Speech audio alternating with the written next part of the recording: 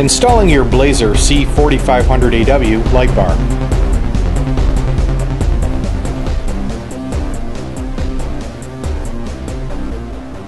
Make sure mounting surface and magnets are clean. Locate position that allows all magnets to make solid contact with the mounting surface. Mount only on a steel surface that provides 360 degrees of visibility. Insert 12-volt plug from light into vehicle's 12-volt accessory outlet.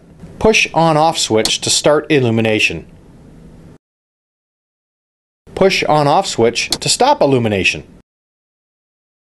If unit does not turn on when the plug is inserted and switched on, unscrew the tip and check the fuse inside the 12-volt plug.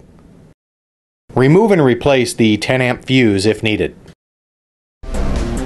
Installing your Blazer C4500AW light bar.